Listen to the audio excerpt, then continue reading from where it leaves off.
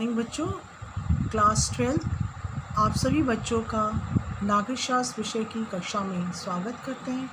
बच्चों, मैंने आपको उस दिन इस पाठ का पहला भाग पढ़ाया था, नियोजन विकास की राजनीति, और नियोजन के बारे में आपको मैंने बताया भी था। और मैंने उस दिन आपको योजनाओं के बारे में बताया था ना, आयोग के बारे में बताया था। और आज जैसे कि मैंने लिया जो टॉपिक, भारत में सार्वजनिक क्षेत्र की भूमिका एवं कारण ना, उनकी सार्वजनिक क्षेत्र की पहले हम भूमिका हमने उस दिन भी आपको बताई थी, और 2 टॉपिक बता के मैंने क्लास को ख़त्म कर दिया था। आज मैं उसके बारे में थोड़ा बताऊंगी और हरित क्रांति के बारे में भी बताऊंगी। जैसा कि बच्चों आप लोग जानते हो कि भारत एक विकासशील देश है, और जिसमें मिश्रित अर्थव्यवस्था यानी मिलीजुली जो अर्थव्यवस्था को अपनाया गया है ना। और इस दृष्टि से ये सार्वजनिक उद्योगों का विशेष महत्व है यहाँ पर, है ना। इनकी बढ़ती हुई भूमिका को निम्न प्रकार से हमने स्पष्ट भी उस दिन किया था और देखा भी था।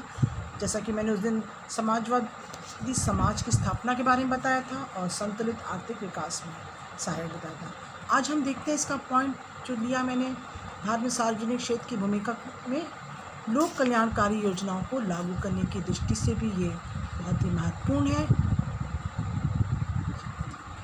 जैसे कि बच्चे आप जानते हैं कि कुछ हम लोग की मूलभूत उपयोगी सेवाएं हैं ना, जैसे कि पानी, है ना, बिजली, परिवहन, स्वास्थ्य सुविधा और शिक्षा आदि को सार्वजनिक क्षेत्र के लिए रखा जाना चाहिए। क्योंकि बच्चों, ये निजी क्षेत्र में इन सेवाओं में जो भी लक्ष्य तलाशा किया गया ना, जो तलाश इन सेवाओं की गई है, वो सार्वजनिक क्षेत्र कि इन सेवाओं को न्यूनतम कीमत पर जनता को उपलब्ध करवाना होता है। और यही योजना जो लोक कल्याणकारी के लिए है, यानी कि पानी, बिजली, परिवहन, शिक्षा आदि में लोगों को मूलभूत जो सेवाएं होती ना, उनको उपलब्ध कराना ही मेन कारण इनकी भूमिका है। इन चीज़ों में सार्वजनिक क्षेत्र में लोक कल्याणकारी योजनाओं को लागू करने की दृष्टि से ये एक महत्वपूर्ण योजना है, जिसमें कि हमने आपको बताया। और दूसरी है, जैसा कि बच्चों जानते हो कि लोक कल्याणकारी का मैंने आप लोगों को बताया, और दूसरा बता रहे हैं अर्थव्यवस्था पर नियंत्रण, यानी कि अर्थव्यवस्था को भी उतार चढ़ाव होता रहता ना, इसमें हमेशा आपने देखा होगा, इसको नियमित रखने के लिए भी सरकारी नियंत्रण आवश्यक है, जो कि सार्वजनिक क्षेत्र की एक भूमिका ये भी है। और विदेशी सहायता, जिसमें कि बच्चों आप जानते हो कि अल्प विकसित देशों में, है ना, जो तीसरा पॉइंट है ना, विदेशी सहायता। जैसा कि आप जानते हो कि अल्प विकसित देश में आंतरिक साधन कम पड़ जाते हैं ना, जबकि कभी कभी ऐसा भी होता है कि जहाँ पर अल्प यानी कि जो देश विकासशील नहीं हो पाते, जो देश विकसित नहीं हो पाते, वहाँ पर क्या होने लगता है कि साधनों को कम पड़ने लगता, और इससे क्या होता है कि बाहरी सामान मंगवाना आवश्यक हो जाता। अतः आर्थिक विकास के लिए बाहरी देशों पर निर्भर रहना पड़ता है। ऐसी स्थिति में विदेशी सहायता सार्वजनिक क्षेत्र को ही मिलती है, इसलिए विदेशी सहायता की प्राप्ति के लिए भी बच्चों सार्वजनिक क्षेत्र बहुत महत्वपूर्ण है। जैसा मैं बता रही हूँ कि कई देश ऐसे हैं जो विकसित नहीं हो पाते हैं और दूसरे देशों पर निर्भर रहना पड़ता है। ऐसे में भी सार्वजनिक क्षेत्र की जो सहायता होती है वो बहुत ही महत्वपूर्ण है।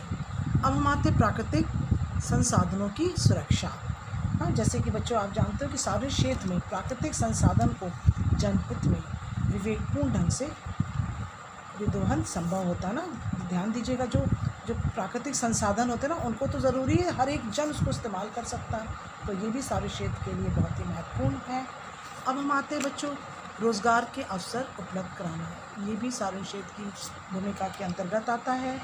और जिस प्रकार के आप बच्चों जानते हो कि जैसे कि बच्चों मैं बता रही हूँ कि रोज़गार को दूर करने में सहायता प्रदान करना, रोज़गार जो होते हैं ना उनको दूर करने में सहायता प्रदान, बेरोज़गारी मतलब रोज़गार को तो वो होना, और बेरोज़गारी को दूर करने के लिए, और रोज़गार उपलब्ध कराना प्रत्येक व्यक्ति के लिए, बड़े बड़े उद्योगों में रोज़गार के अवसर प्रदान कराना सार्वजनिक क्षेत्र के महत्व को प्रकट करता है। यानी बेरोज़गारी जो होते हैं ना, रोज़गार जिनको नहीं मिल पाता है अपनी रोज़ी रोटी कमाने के लिए, तो ऐसे में भी सार्वजनिक क्षेत्र बहुत ही उसकी भूमिका जो थी बहुत महत्वपूर्ण होती है।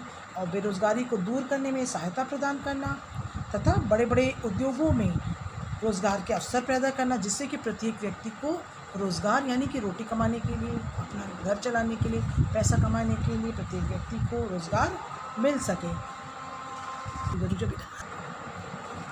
बच्चों अब हम देखते हैं भारत में सार्वजनिक क्षेत्र की प्रमुख समस्याएं ना। इसमें हम पहली देख रहे हैं कार्यकुशलता का अभाव।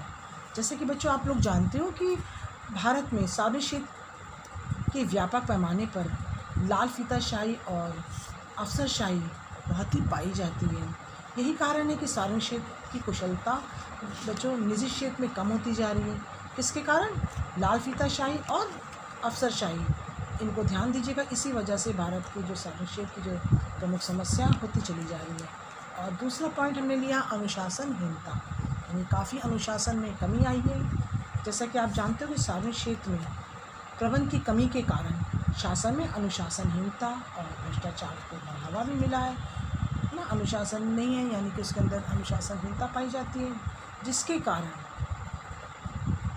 सरकार को यानी प्रशासन को भ्रष्टाचार का बढ़ावा भी मिला है। और तीसरा पॉइंट हम देखते हैं जो कि समस्या का है ना बच्चों। फिर हम देखते हैं कि लाभ का अंश बहुत कम होना है ना। जैसे कि आप लोग जानते हो कि सार्वजनिक उद्योगों के पिछले कई सालों से देखा जा रहा है कि रेलवे, डाकतार, अन्य कई सार्वजनिक प्रतिष्ठान भारी घाटे पे चल रहा है। आप लोगों को शायद इस बारे में नहीं पता, लेकिन कई सालों से रिकॉर्ड देखा जा रहा है, इनका लाभ प्रत्याशा बहुत ही निम्न होता जा रहा है। किस किस चीज़ों में? रेलवे में, डाकतार में। तो कहने का तात्पर्य बच्चों ये समस्याएं थी जो कि आप समझ रहे हो कि सार्वजनिक क्षेत्र हैं, यानी कि जो प्रत्येक व्यक्तियों के लिए जो सुविधा होती है ना, उनकी मैंने समस्याएं देखी। और विशेषताएं कुछ इस प्रकार है कि समस्त आर्थिक तथा व्यावसायिक गतिविधियां जो आज, जैसे कि बच्चों आप लोग जानते हो सार्वजनिक क्षेत्र में एक व्यापक धारणा ये रही है कि जिसमें सरकार की सारी आर्थिक तथा व्यावसायिक गतिविधियाँ भी शामिल की जाती हैं, जो कि ये बहुत बड़ी विशेषता है। और दूसरी है जो कि सार्वजनिक क्षेत्र के जो उद्योग हैं पूर्ण रूप से राष्ट्र नियंत्रण होता है उस पर, और सार्वजनिक क्षेत्र में एकाधिकार की प्रवृत्ति भी पाई जाती है। ये सब अभी हमने समस्याएं देखी और विशेषताएं देखी। बच्चों कहने का तात्पर्य जो भारत में जो सार्वजनिक क्षेत्र की भूमिका एवं कारण है ये बहुत ही मतलब कि मुख्य है, और इसका एक भूमिका और महत्व बहुत ही भारत में पाया जाता है ना। जैसा कि मैंने आपको भूमिका बताया था बच्चों, जैसे कि हमने आपको भूमिका बताई, समस्याएं बताई, अवशेषता बताई। आपको मैं कारण बताना चाहती हूँ कि आखिर जो भारत में जो सार्वजनिक क्षेत्र की जो भूमिका रही और उसका जो कारण मेन रहा कि किस कारण से इसमें रखा गया। ये पहला था कि राज्य में है ना जनता के कल्याण के लिए सार्वजनिक क्षेत्र की होना आवश्यक है। यानी सार्वजनिक क्षेत्र किस लिए होना चाहिए? कि जनता के कल्याण के, लोगों की भलाई के लिए, है ना। और दूसरा था बहुउद्देश्य परियोजना सार्वजनिक क्षेत्र में ही स्थापित की जाए। कुछ ऐसी योजनाएं थी जो परियोजनाएं वो सारी सार्वजनिक क्षेत्र में स्थापित की जाए, है ना। और समाजवादी समाज की स्थापना करने के लिए सार्वजनिक क्षेत्र की अपनाना भी बहुत आवश्यक था, और ये सब कारण थे। और क्षेत्रीय आर्थिक असमानता सार्वजनिक क्षेत्र के उदय का महत्वपूर्ण कारण था। सबसे महत्वपूर्ण कारण कौन सा था? क्षेत्रीय आर्थिक असमानता को सार्वजनिक क्षेत्र उदय का, है ना, उसको बहुत बड़ा महत्वपूर्ण कारण था। तो बच्चों हमने भारत में सार्वजनिक क्षेत्र की भूमिका, कारण, विशेषताएं और समस्याएं देखी। अब हम आते हैं मेन हरित क्रांति। बच्चों आज हम आपको पढ़ाएंगे हरित क्रांति। बच्चों हम हरित क्रांति के बारे में बताते हैं आखिर हरित क्रांति क्या है। जैसा कि बच्चों आप जानते हो कि हरित क्रांति से अभिप्राय कृषिगत उत्पादन की तकनीकी को, है ना, जो भी तकनीकी आजकल चल रही है उसको सुधारने तथा कृषि उत्पादन में तीव्र वृद्धि करने से है। बच्चों हम हरित क्रांति के बारे में जैसे बता रहे हैं ना कि हरित क्रांति से अभिप्राय कृषिगत उत्पादन की तकनीकी को सुधारने तथा कृषि को उत्पादन में तीव्र वृद्धि करने से, है ना। तीव्र मतलब कि बहुत अधिक वृद्धि। और हरित क्रांति इसी में इसका मेन मकसद यही था कि जो तकनीकी है उसमें काफ़ी वृद्धि हो सके और कृषि में कई तरह से ऐसे तकनीकी लगाई जाए जिससे कि उत्पादन में वृद्धि हो सके। और बच्चों इस प्रकार हम दूसरे शब्दों में भी हम ये इस तरह से आपको बता सकते हैं कि हरित क्रांति से अभिप्राय कृषि उत्पादन में होने वाली उस भारी वृद्धि से, ध्यान दीजिएगा बच्चों, कृषि के उत्पादन में होने वाली उस भारी यानी कि किसी तरह से उत्पादन में इतनी अधिक वृद्धि हो सके जो कृषि की नई नीति अपनाने का कारण हो। और इसके जो एक प्रोफेसर उन्होंने इसके बारे में कहा है कि हरित क्रांति शब्द 1968, ध्यान दीजिएगा 1968 में होने वाले, यानी 1968 में होने वाले उन आश्चर्यजनक परिवर्तनों के लिए प्रयोग में लाया जाता है जो भारत के खाद्यान्न उत्पादन में हुए थे तथा अब भी जारी है। यानी कि काफ़ी परिवर्तन ऐसा है जिससे कि कृषि में काफ़ी उन्नति हुई बच्चों। और भारत में सन 1967 से लेकर 68 में जो नई कृषि नीति अपनाई, जिसमें कृषि उत्पादन में काफ़ी वृद्धि हुई, जिसका भारतीय अर्थव्यवस्था पर काफ़ी प्रभाव भी पड़ा बच्चों। और हरित क्रांति की पद्धति के मुख्य रूप 3 तत्व हैं, ध्यान दीजिएगा। अभी हमने आपको अर्थ बताया कि किस तरह से कृषि में उन्नति हुई, और इसमें जो तत्व पाए जाते हैं, पहला तत्व है कृषि का निरंतर विस्तार करना। जो हरित क्रांति का जो प्रभाव पड़ा, यानी जो तत्व थे, कृषि का निरंतर विस्तार होना और दोहरी फसलों का उत्पादन करना। जो 3 तत्व पाए गए, पहला था कृषि का निरंतर विस्तार करना, दूसरा था दोहरी फसलों का उत्पादन करना, और अधिक उत्पादन हेतु अच्छे बीजों का प्रयोग करना। यही हरित क्रांति का मुख्य तत्व था। और बच्चों अब हम देखते हैं कि जो हरित क्रांति हुई उसका प्रभाव क्या पड़ा। हम बच्चों इसका प्रभाव देख रहे हैं। जो पहले सकारात्मक, जो पॉजिटिव प्रभाव जो रहा हरित क्रांति का, वो था बच्चों उत्पादन में आश्चर्यजनक वृद्धि होना, यानी कि आश्चर्यजनक, यानी कि एक्सपेक्टेशन से ज़्यादा, यानी इतनी उम्मीद भी नहीं होगी जितना उसमें वृद्धि हुई। हरित क्रांति का सबसे अधिक प्रभाव कृषिगत उत्पादन की मात्रा पर पड़ा, है ना। इससे भारत में रिकॉर्ड पैदावार हुआ, जो कि सन 1978 से लेकर 79 में भारत में लगभग 131 मिलियन टन गेहूं का उत्पादन हुआ। ध्यान दीजिएगा, सन 1978 से लेकर 1979 में भारत में लगभग 131 मिलियन टन गेहूं का उत्पादन हुआ। जो देश में गेहूं का आयात करता था, वो अब गेहूं को निर्यात भी करने की स्थिति में आ गया। यानी कि जो आयात, यानी बाहर से गेहूं को मंगवाना पड़ता था, आज हमारा देश गेहूं का निर्यात भी कर रहा है। तो बच्चों, जो हरित क्रांति का सबसे पहला जो हमारा सकारात्मक प्रभाव पड़ा, वो आश्चर्यजनक वृद्धि, यानी कृषि में जो आश्चर्यजनक वृद्धि हुई। और दूसरा हम देखते हैं औद्योगिक विकास में बढ़ावा। बच्चों, दूसरा है औद्योगिक विकास में बढ़ावा। जैसे कि आप जानते हो, हरित क्रांति के कारण भारत में न केवल कृषि क्षेत्र को फ़ायदा मिला, बल्कि बच्चों इसमें औद्योगिक विकास को भी बढ़ावा दिया। हरित क्रांति में अच्छे बीजों, है ना, अच्छे पानी, खाद तथा कृत्रिम यंत्रों को, यानी जो कृत्रिम होते हैं ना, जो आर्टिफिशियल की आवश्यकता थी, जिसके लिए उद्योग लगाए गए, है ना, और इससे लोगों को रोज़गार भी प्राप्त हुए। तो कहने का तात्पर्य, हरित क्रांति से बच्चों औद्योगिक विकास को भी बढ़ावा मिला। और अब हम आते तीसरा, बुनियादी ढांचों का विकास, जो कि तीसरा पॉइंट है।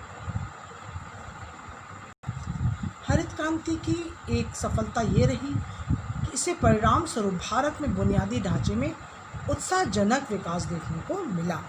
ये बहुत ही बड़ी इसका जो सकारात्मक प्रभाव था। और अब हम आते हैं राजनीतिक स्तरों में बढ़ोतरी। जैसा कि बच्चों आप जानते हो कि भारत में हरित क्रांति का एक सकारात्मक प्रभाव पड़ा, है ना, और भारत की अंतर्राष्ट्रीय स्तर पर और अधिक मजबूती छवि बनती गई, है ना। ध्यान दीजिए, भारत में हरित क्रांति का एक सकारात्मक प्रभाव ये था कि भारत को अंतर्राष्ट्रीय स्तर पर, है ना, इंटरनेशनल पर क्या हुआ, अधिक मजबूत छवि बन गई। किसकी? भारत की।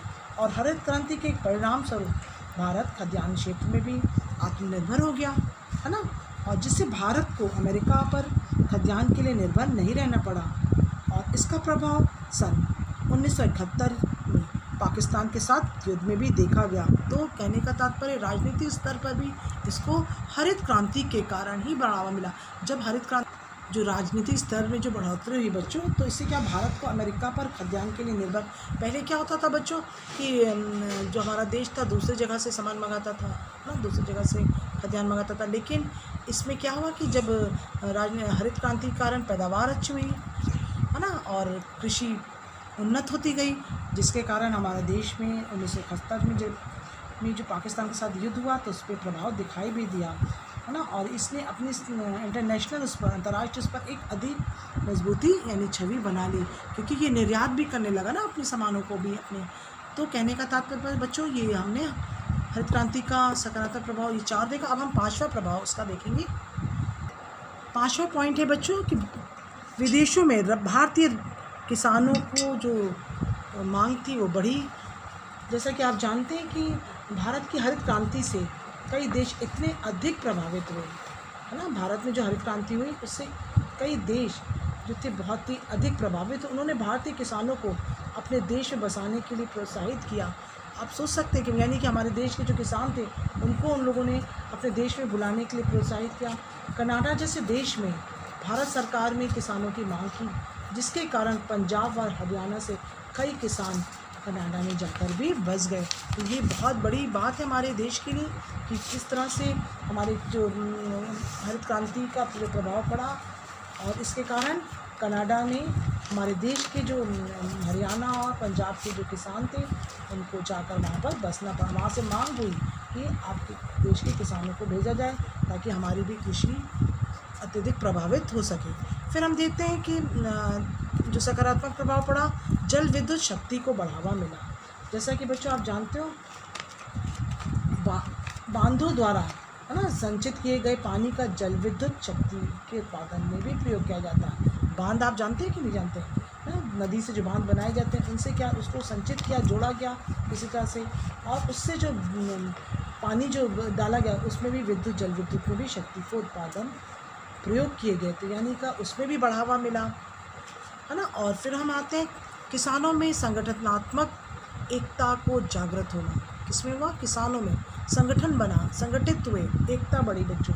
तो इसमें हम देखते हैं अधिकांश भारतीय किसान निरक्षर थे। निरक्षर मतलब पढ़े लिखे नहीं थे, उनमें संगठनात्मक एकता का अभाव था, है ना। और हरित क्रांति के कारण वो संगठित हुए। उनके अंदर जो पढ़े लिखे ना होने के कारण उनके अंदर एकता नहीं थी, है ना, उनके अंदर अभाव था इस चीज़ का।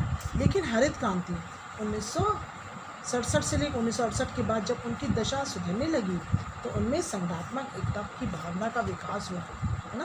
कब से हुआ? 1967 से लेकर 1968 के बीच उनके अंदर जब दशा सुधरने लगी तो उनमें एकता का भावना विकसित होने लगी। भारतीय किसान यूनियन किसान, जैसा कि बच्चों जानते हो कि भारतीय किसान यूनियन किसानों की इसी संगठनात्मक भावना का प्रतीक है।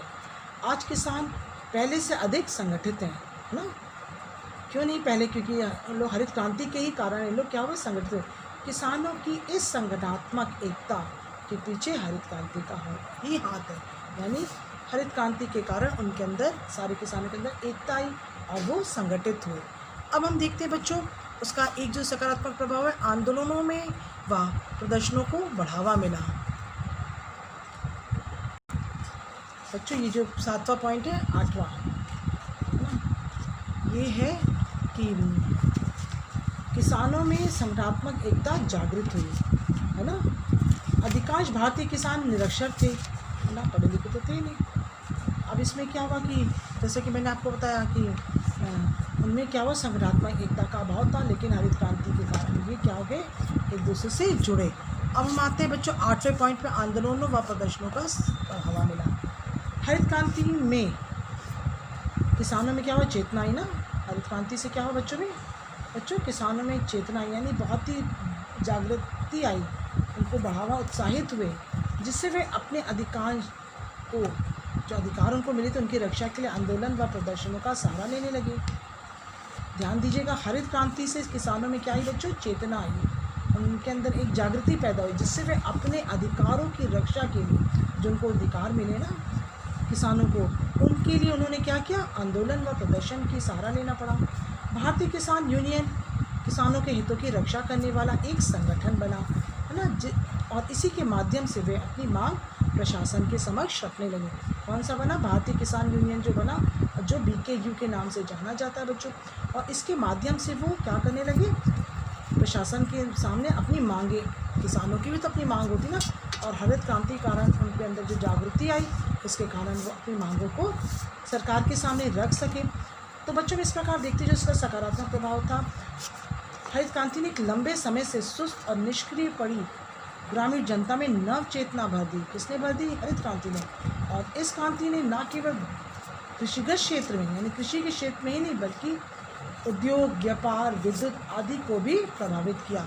तो बच्चों हमने अभी इसके सकारात्मक प्रभाव देखे, अब हम देखेंगे इसके नकारात्मक प्रभाव। बच्चों अभी हमने सकारात्मक देखा और नकारात्मक हम देख रहे हैं, जिससे कि कुछ प्रभाव नकारात्मक भी हुए लेकिन सकारात्मक अधिक प्रभाव थे। और इस क्रांति में यानी कि जो हरित क्रांति के जो नकारात्मक प्रभाव थे वो गरीब किसानों और भूस्वामियों यानी कि जो गरीब किसान थे और जिनके पास ज़मीन थी उनके बीच काफ़ी अंतर दिखाई देने लगा ना। जो गरीब थे वो जो बड़े बड़े ज़मींदार तो उन पर निर्भर रहना पड़ा होगा।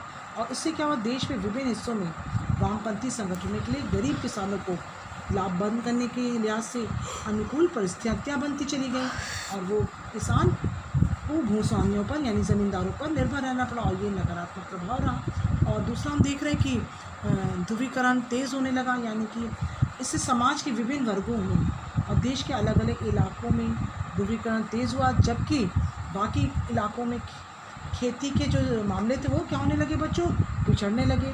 तो हरित क्रांति का कुछ नकारात्मक भी प्रभाव पड़ा, लेकिन हमने सकारात्मक प्रभाव को देखा कि ज़्यादा से ज़्यादा हमारे हरित क्रांति का भारत पर काफ़ी अच्छा प्रभाव पड़ा। लेकिन कुछ नकारात्मक प्रभाव के कारण खेती जो थी वो पीछे पिछड़ने लगी। तो बच्चों आज हमने जो पढ़ा मैं आपको फिर से एक बार दोहरा देती हूँ, रिवाइज़ कर देती हूँ।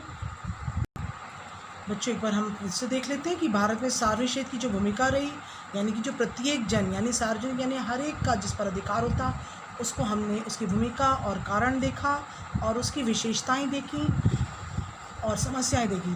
फिर हमने आपको बताया हरित क्रांति, जो कि बच्चों मैंने आपको बताया कि हरित क्रांति से अभिप्राय है कृषिगत उत्पादन की तकनीकी को सुधारने के लिए और उसके उत्पादन में वृद्धि के लिए। और इसका हमने सकारात्मक प्रभाव देखा कि काफ़ी हमारे देश में इस हरित क्रांति के कारण इतना प्रभाव पड़ा कि हमारा देश उन्नत होता चला गया और कृषि उन्नति पर होने लगी और कृषि का भरपूर फ़ायदा हुआ, जिसके कारण भारत देश निर्यात की जगह निर्यात तो करता था, उसकी जगह वो आयात भी करने लगा और अपने देश को अत्यधिक सफल बनाने के लिए उसने यहाँ से कुछ किसानों को भी दूर भेजा। और बच्चों और इतना हमारे देश में इतना हरित क्रांति कारण इतना उन्नति होती गई कृषि के मामले में कि यहाँ से जो सामान थे दूसरे देश को भी जाने लगे, निर्यात भी होने लगे, निर्यात के साथ साथ निर्यात भी हुए।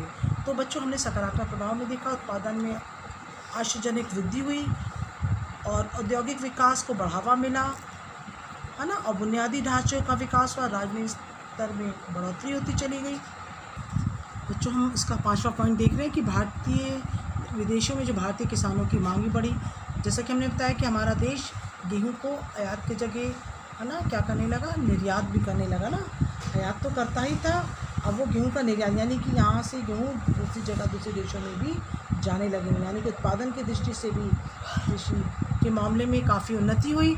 और हम देखते हैं कि किसानों में यानी कनाडा, यहाँ से जो कनाडा से किसानों की मांग भी बढ़ी और पंजाब और हरियाणा के कुछ किसान कनाडा गए और वहाँ बसे जाके, यानी किसानों को इसलिए मांग की गई क्योंकि यहाँ की कृषि को देखते हुए, उन्नति को देखते हुए काफ़ी डिमांड बढ़ी। और फिर हमने देखा जल विद्युत, हमने जैसे बताया ना कि कुछ किसानों को कनाडा भी भेजा गया। क्यों भेजा गया? क्योंकि उनकी डिमांड यानी मांग बढ़ी थी ना, और क्योंकि इतनी अच्छी फसलों को देखते हुए उनको लग रहा था कि यहाँ की कृषि तो बहुत अच्छी हो रही, तो पंजाब और हरियाणा से कनाडा की तरफ जाकर बसे। अब हमने देखा जल विद्युत शक्ति को बढ़ावा मिला। फिर हमने देखा किसानों में संगठन एकात्मकता बढ़ी, यानी कि संगठित होने की, है ना, और जैसे जैसे कृषि की उन्नति होती गई उनके अंदर एकता की भावना आती गई। ये भी हमने पढ़ा और देखा कि आंदोलनों व प्रदर्शनों का बढ़ावा मिला, यानी कि जब उनके अंदर एकता आई तो वो अपनी डिमांड को प्रशासन के सामने रख सके, अपने अधिकार को रख सके। तो बच्चों हमने ये सकारात्मक प्रभाव देखा और नकारात्मक प्रभाव को भी हमने देखा। अब हम आते हैं बच्चों, आपको इस पाठ से संबंधित कुछ प्रश्न हैं जो मैं आपको दे रही हूँ, अभ्यास प्रश्न, उसको आप करिएगा और वीडियो सुनने के बाद अपने शब्दों में इसको अच्छे से कॉपी में हल करिएगा। पहला प्रश्न है, सार्वजनिक क्षेत्र की भूमिका कारण विशेषताएं लिखें। सार्वजनिक क्षेत्र की भूमिका, कारण एवं विशेषताएं लिखें। फिर हम सेकंड क्वेश्चन देखते हैं कि हरित क्रांति के बारे में आप क्या जानते हैं। जैसा कि बच्चों मैंने आपको हरित क्रांति के बारे में बताया है बहुत अच्छी तरह से, आप उसको अपनी तरह से विस्तार पूर्वक उसको लिखिएगा। फिर है थर्ड क्वेश्चन है हरित क्रांति के सकारात्मक एवं नकारात्मक प्रभाव को लिखें। आपको मैंने सकारात्मक प्रभाव बहुत सारे बताए हैं, उनको आप अच्छे से डिटेल करिएगा, विस्तार में लिखिएगा। और नकारात्मक प्रभाव तो भारत देश पे काफ़ी नहीं पढ़े थे, तो मैंने आपको कुछ ही बताया, लेकिन मेन थी सकारात्मक। तो बच्चों मैं अपनी क्लास को यहीं समाप्त करती हूँ और इनको आप अच्छे से याद भी करिएगा, लिखिएगा भी। धन्यवाद।